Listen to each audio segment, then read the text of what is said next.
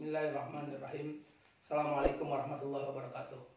Bismillah, alhamdulillah, wala hawla wala quwwata illa billah. Allahumma salli ala sayyidina Muhammad wa ala ali sayyidina Muhammad. Saudara dan saudari sekalian, pada pertemuan yang kedua di mata kuliah kepemimpinan Islam ini, kita akan melanjutkan tentang teori-teori dasar kepemimpinan.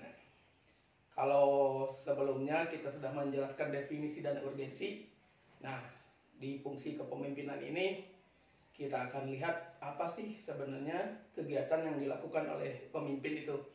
Yang pertama, fungsi utama kepemimpinan. Fungsi utama kepemimpinan itu terletak dalam jenis khusus dari perwakilan kelompoknya. Disebut juga sebagai group representation. Nah, mewakili kelompok itu artinya satu, mewakili fungsi administrasi secara eksekutif, meliputi koordinasi dan integrasi berbagai aktivitas, kristalisasi kebijakan kelompok, dan penilaian terhadap macam-macam peristiwa yang baru terjadi yang membawakan fungsi kelompok. Nah, saudara sekalian, jadi fungsi utama kepemimpinan itu sebagai wakil dari kelompoknya. Si pemimpin itu pertama sebagai eksekutif, ya, dia yang mengambil keputusan, kemudian memprogram kegiatan dan sebagainya, pada akhirnya ada di tangan dia sebagai eksekutif, sebagai pelaksana dari organisasi. Nah, kegiatan yang sebagai eksekutif itu koordinasi dan integrasi berbagai aktivitas. Jadi kegiatan dari berbagai divisi, dari berbagai seksi itu dikoordinasikan dan diintegrasikan dalam rangka pencapaian tujuan bersama. Kemudian kristalisasi kebijakan kelompok, ya. Kebijakan kelompok yang paling utama itu apa? Dari berbagai keinginan itu anggota atau divisi kemudian diambil apa sih yang menjadi kebijakan utamanya. Kemudian penilaian terhadap macam-macam peristiwa yang baru terjadi. Nah, penilaian terhadap macam-macam peristiwa yang baru terjadi itu sesuai dengan keadaan kelompoknya. Jadi mewakili kelompok itu misalkan kalau dekan, ya, di fakultas itu, ya, kegiatannya itu mewakili fakultas, kepentingan fakultas mengenai akademik, ya, penelitian, pengabdian masyarakat dan sebagainya, itu urusan dekan. Tapi kalau misalkan seperti kegiatan olahraga dan sebagainya, itu dia tidak mewakili fungsi kelompok. Kalau ada yang berkepentingan dengan fatwa halal atau haram misalkan, maka kelompoknya itu yang mewakili kelompoknya itu yaitu MUI. Jadi ketua MUI mewakili bidang itu, fatwa dan sebagainya. Nah, kalau ada kegiatan mengenai olahraga misalkan, maka ketua KONI fungsinya gitu. Jadi ketua KONI jangan sampai berbicara tentang halal haram dan sebagainya. Itu yang dimaksud dengan group representation, mewakili kelompoknya. Kemudian yang selanjutnya, penilaian terhadap macam-macam peristiwa yang baru terjadi. Nah, peristiwa yang berkaitan.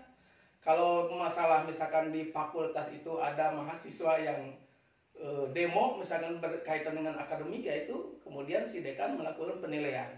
Kalau di Indonesia misalkan sekarang ini ada keinginan untuk melanjutkan sepak bola supaya hidup kembali, maka yang bertugas itu ya bagian olahraga seperti KONI dan sebagainya, tidak urusan MUI, tidak urusan dekan misalkan.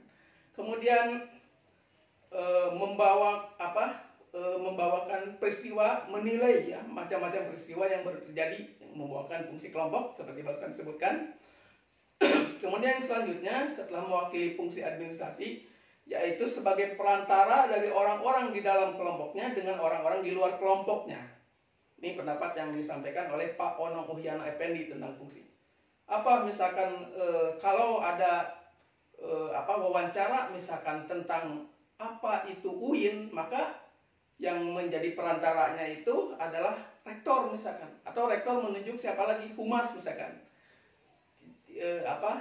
Kalau ada yang berkaitan dengan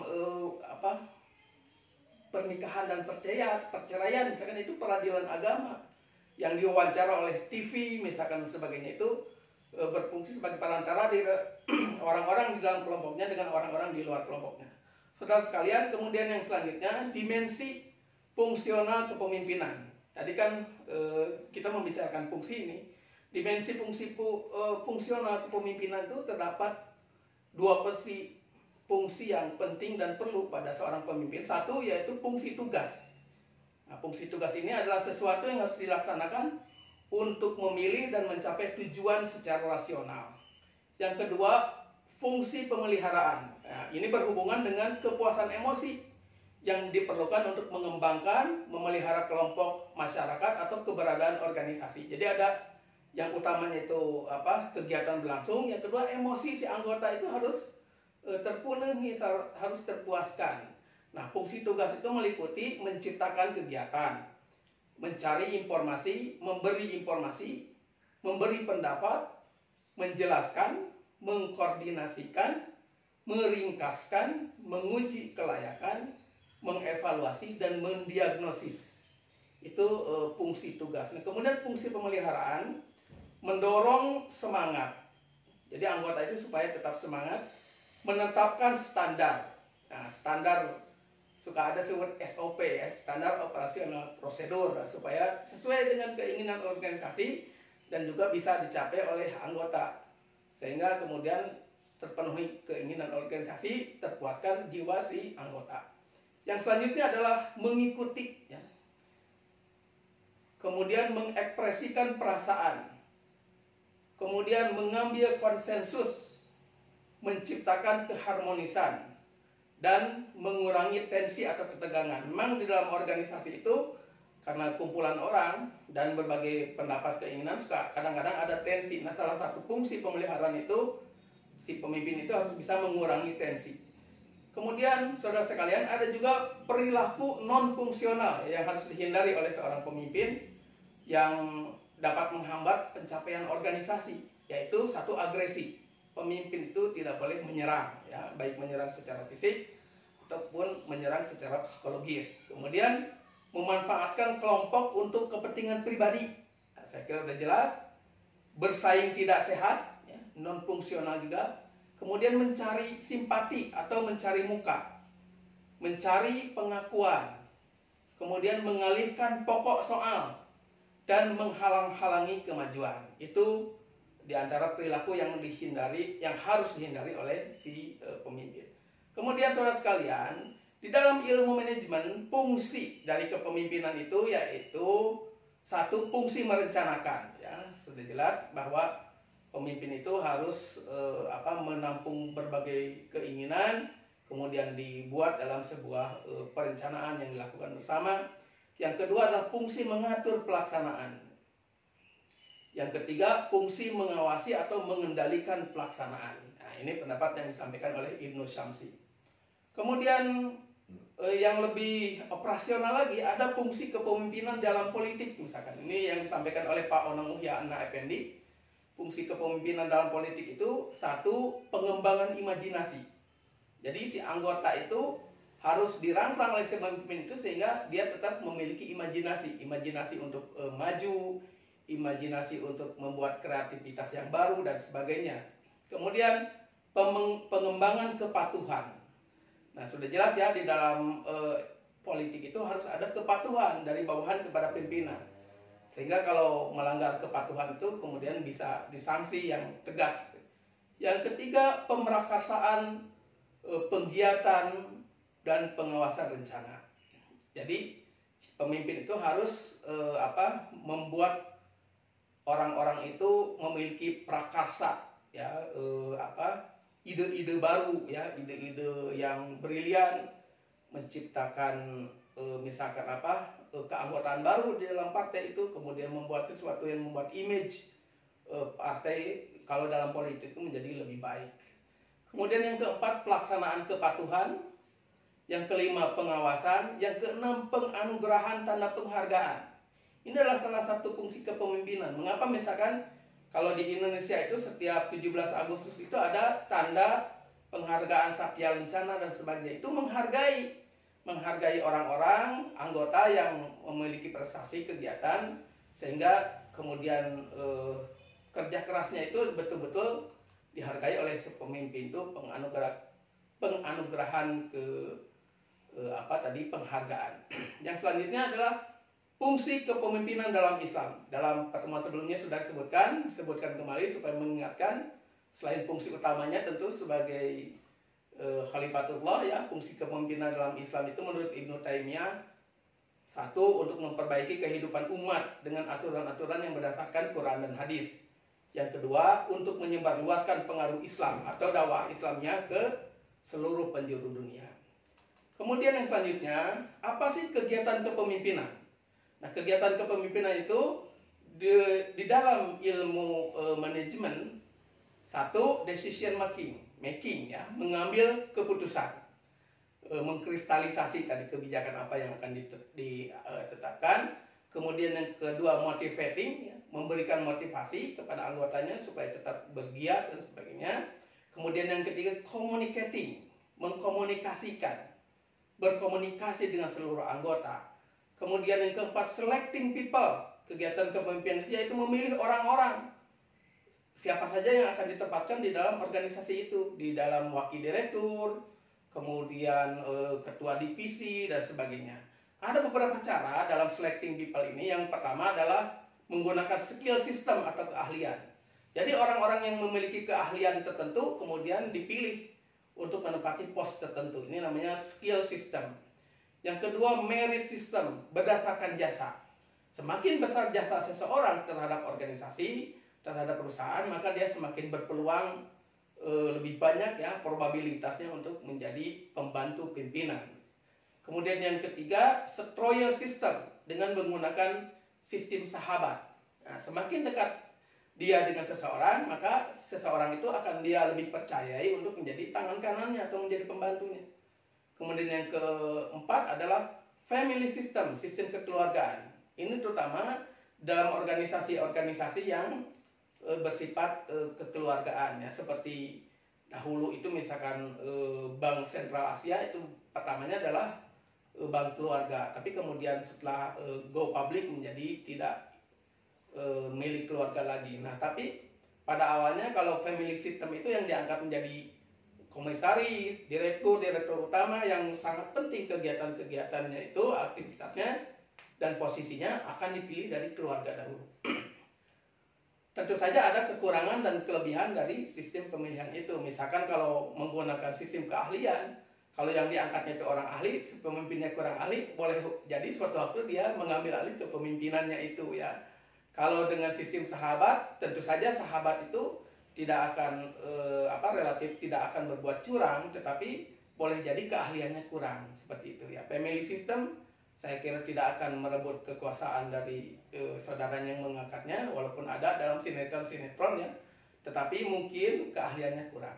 Kemudian kegiatan kepemimpinan yang kelima menurut ilmu manajemen yaitu developing, mengembangkan. Bagaimana anggota-anggota di dalam kelompok itu supaya tetap berkembang, tidak diam saja. Misalkan dikuliahkan lagi ya, kalau di perguruan tinggi itu misalkan dosen itu minimal harus S2, didorong untuk S3 dan sebagainya. Kalau dalam organisasi itu ada misalkan suka training outbound dan sebagainya ya, untuk memelihara kebersamaan dan sebagainya dan mengembangkan imajinasi, prakasa dan sebagainya.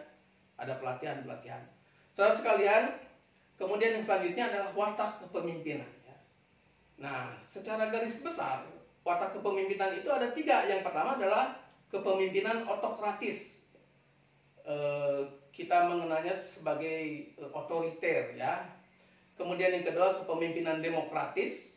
Yang ketiga kepemimpinan liberal atau sebutkan laissez-faire. Nah, digambar digambarkan misalkan untuk kepemimpinan otokratis itu wewenangnya misalkan besar sekali ya, di angka 4. Tetapi tanggung jawabnya ada di angka 1 ya. Jadi besar sekali wewenangnya tapi tanggung jawabnya rendah. Kalau yang demokratis itu relatif seimbang, wewenang 2 dan tanggung jawab 2. Nah, yang kasihan ini adalah kepemimpinan yang liberal atau laissez-faire. Dia memiliki wewenang yang sangat kecil misalkan di angka 1, tetapi tanggung jawabnya besar yaitu di angka 4. Nah, berkaitan dengan watak kepemimpinan, ada teori dari Judge Terry ya, tentang 8 teori kepemimpinan yang dapat menggambarkan macam-macam pendekatan dan pemikiran tentang kepemimpinan. Yang ke-1 adalah teori otokratis, sebagaimana barusan disebutkan ya.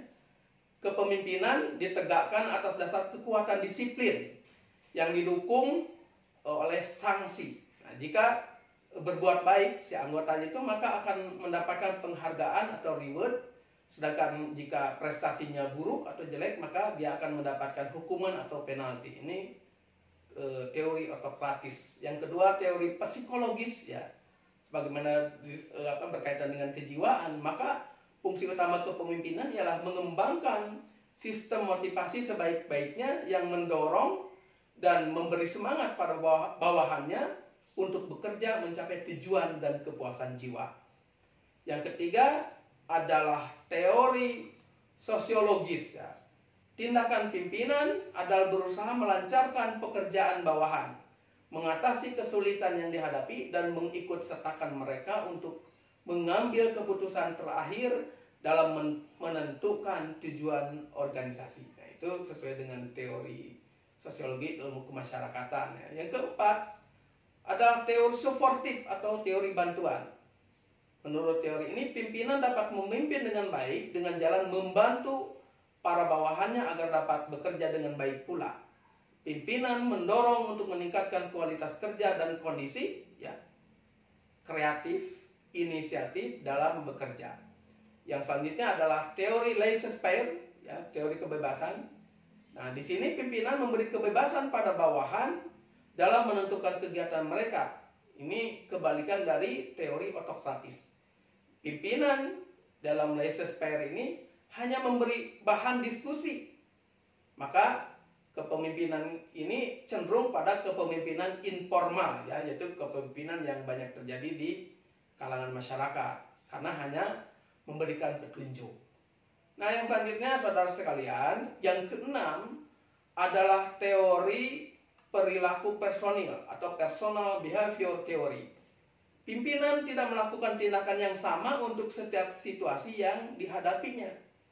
Fleksibel, sesuai dengan kewenangan, dan sejauh mana ia harus mengikut sertakan bawahan untuk memutuskan.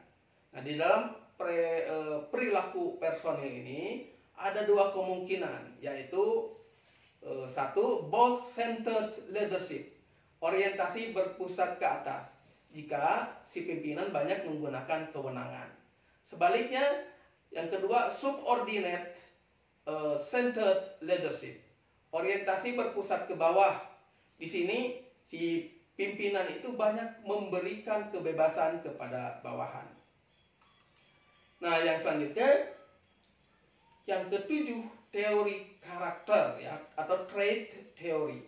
Ada sifat yang harus dimiliki pemimpin menurut teori karakter. Yang satu cerdas, sudah jelas. Yang kedua berinisiatif.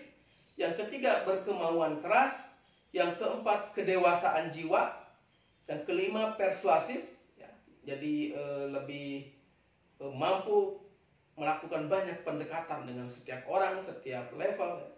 Kemudian yang keenam, komunikatif ya. Yang ketujuh, percaya diri. Yang kedelapan, perseptif, yang memiliki persepsi. Yang kesembilan, kreatif. Yang kesepuluh, partisipasi sosial. Dan teori yang kedelapan yaitu teori situasional. Menurut teori ini, kepemimpinan mengandung tiga unsur. Satu, unsur pimpinan. Yang kedua, unsur yang dipimpin. Yang ketiga, unsur situasi. Nah, di dalam teori ini, situasi itu dipandang penting karena mengandung berbagai variabel. Ini kalau dijabarkan teori ini masih panjang lagi. Kita singkat dulu dalam pertemuan sekarang. Kemudian yang selanjutnya, yang keempat, yaitu gaya kepemimpinan. Menurut Tenenbaum dan Smith, dari sudut perilaku pemimpin itu membentuk suatu kontinum dari sifat otokratik sampai demokratik. Kedua sifat ekstrim ini dipengaruhi oleh intensitas penggunaan kekuasaan oleh pemimpin dan penggunaan kebebasan oleh pengikut. Kombinasi dari kedua faktor inilah yang menentukan pada tingkat mana seorang pemimpin mempraktekkan perilaku kepemimpinannya. Saudara sekalian, kalau Anda pernah melihat batu ya, timbangan yang setimbang itu kanan kiri.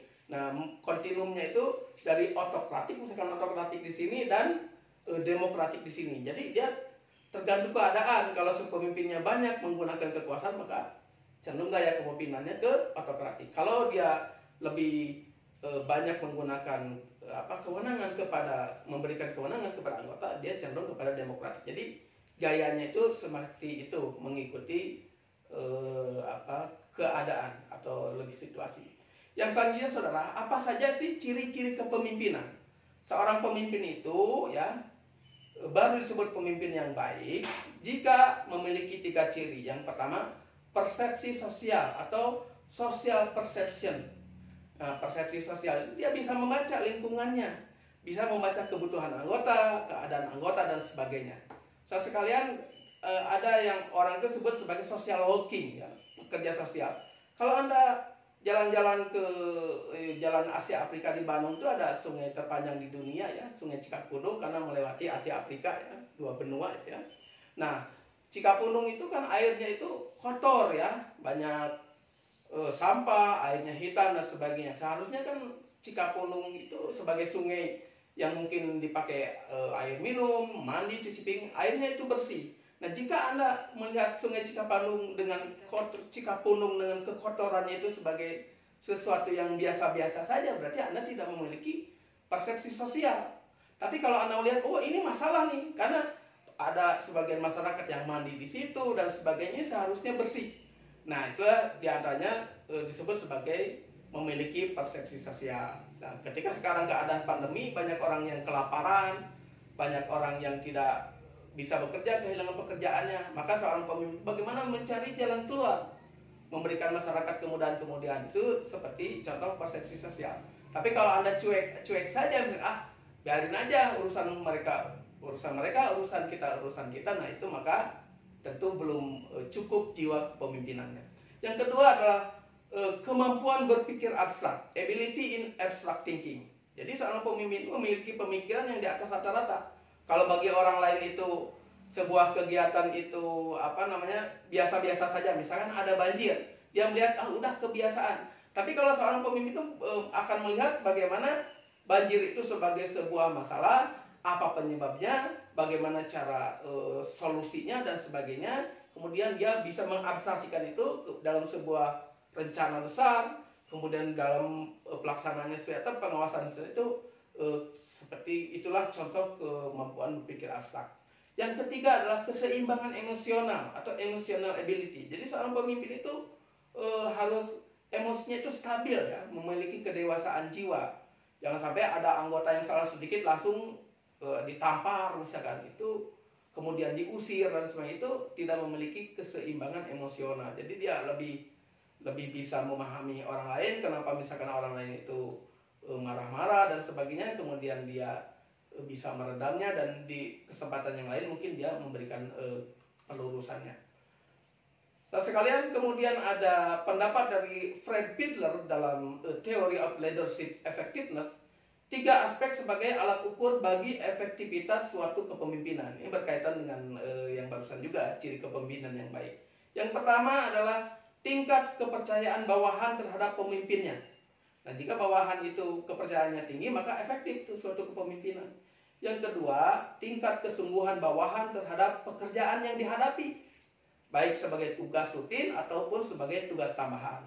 Sungguh-sungguh dia bekerja. Yang ketiga, tingkat kewenangan yang dimiliki pemimpin.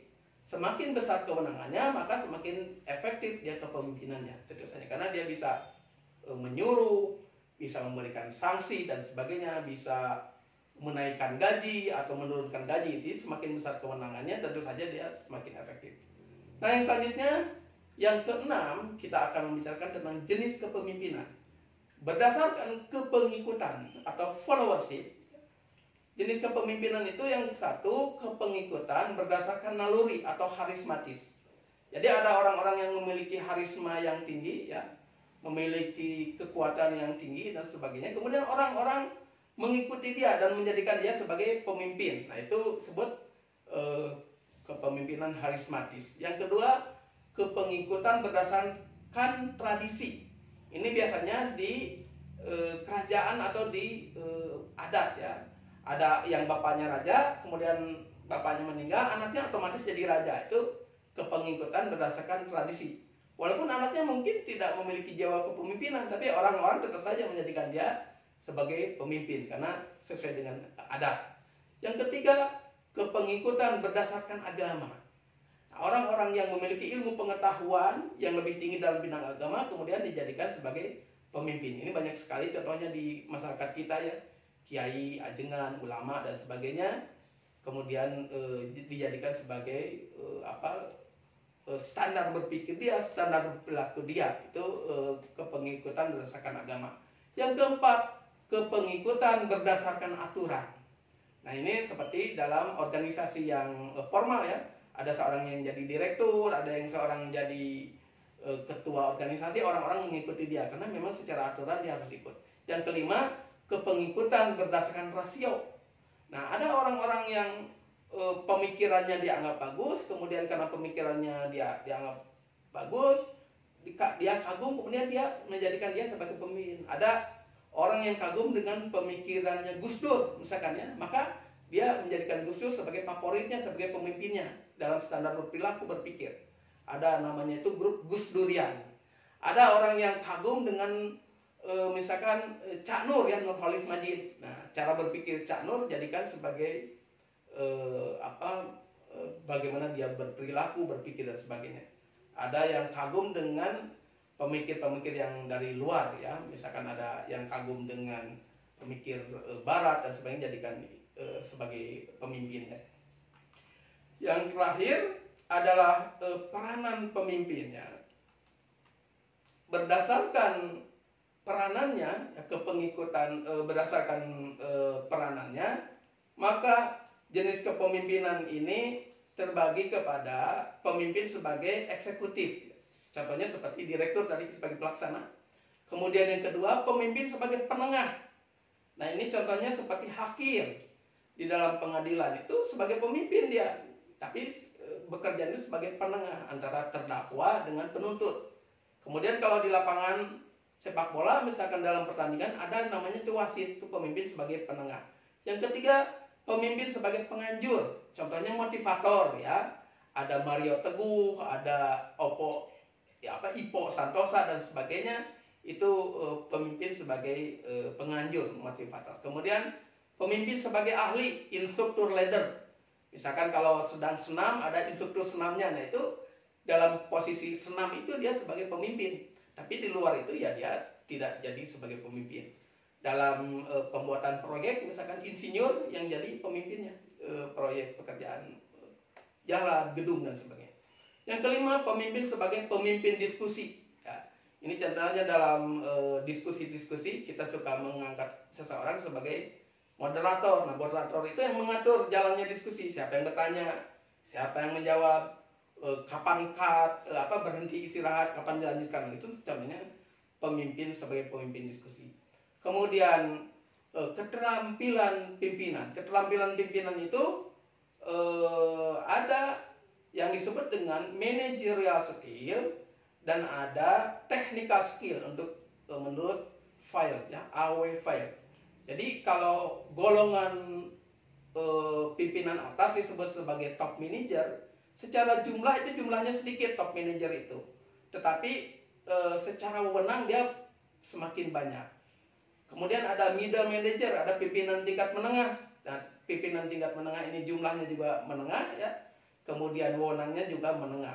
Ada lower manager, ada pimpinan tingkat bawah. Nah, secara jumlah dia paling banyak, tapi secara wewenang dia semakin sedikit.